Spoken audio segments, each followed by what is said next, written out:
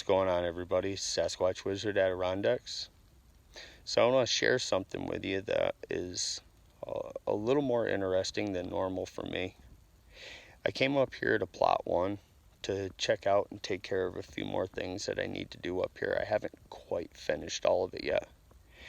And last weekend when I was up here, I found something that was pretty interesting.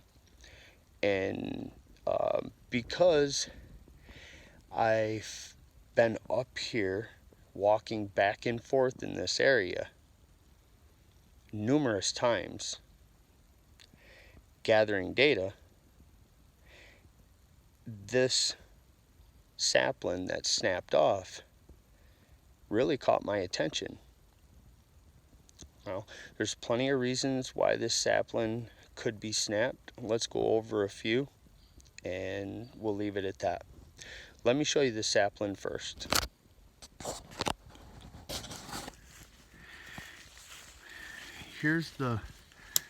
This is the break. Okay. This is about 1/2 inch sapling.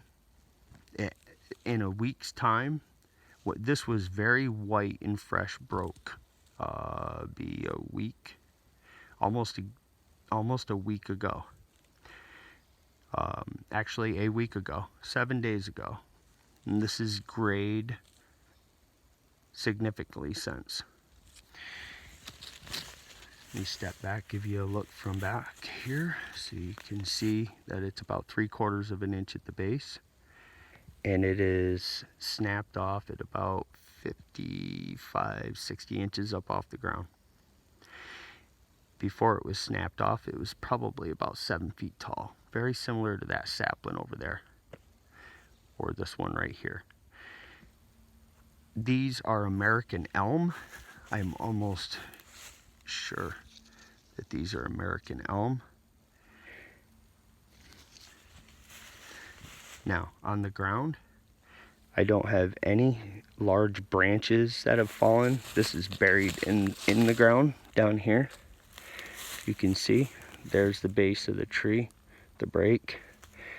You can see there's no branches.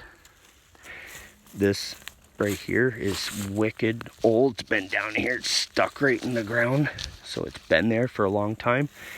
I have no stones, no big peelings of bark.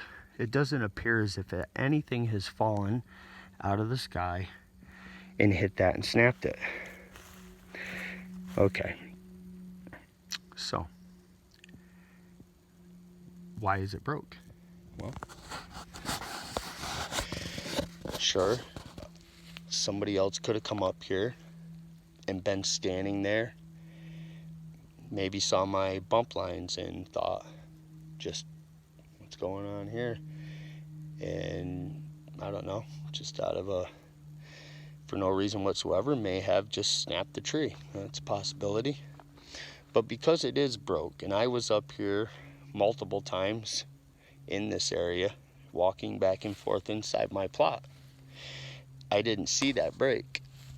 So it's extremely interesting to me. I have no tracks on the ground. I have nothing else here that's interesting other than the snap tree. So I'll record that in my book and move on. But I do think that that's an example of something like a small sapling being snapped, having a little more significance due to the fact that I am spending time in a specific area. So this will get recorded in the book and we'll move on.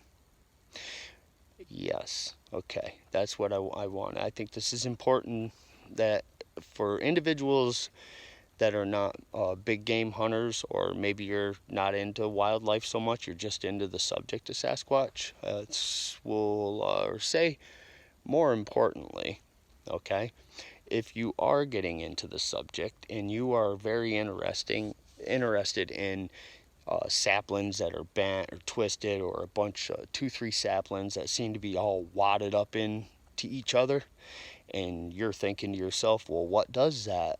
Well, keep in mind that in the spring, okay,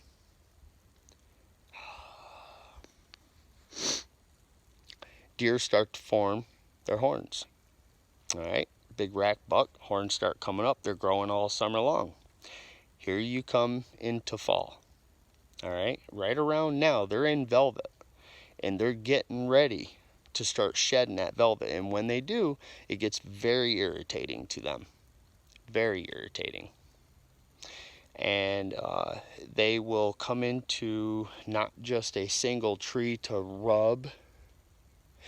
They will come into brush or anything they can get them horns into, and they will rip and tear, because that velvet, when it's coming off, is super irritating and itchy to them, like athlete's foot or something of that magnitude. So when you look at your sapling and some forest manipulation, be sure to check and see if the surrounding branches and the branches of that sapling aren't stripped of leaves and a lot of damage to it. If there's not, and it's just a single break, okay, well, you can rule that out. But if it's mangled, there's a good chance that an ungulate has been in there tearing it up. Not just to get velvet off, there's other reasons as well. So study those reasons so that you can isolate what it is that you think is interesting and rule out some of the obvious things. So appreciate you watching the video. This is just starting to get a little bit dark. I want to go up here to the top of this ridge and drop down off the back. Spend a little bit of time up here. Relax a little bit. I can't go far, but I can't wait for the owls to come out. That's I really look forward to that. So, all right, everybody, take care.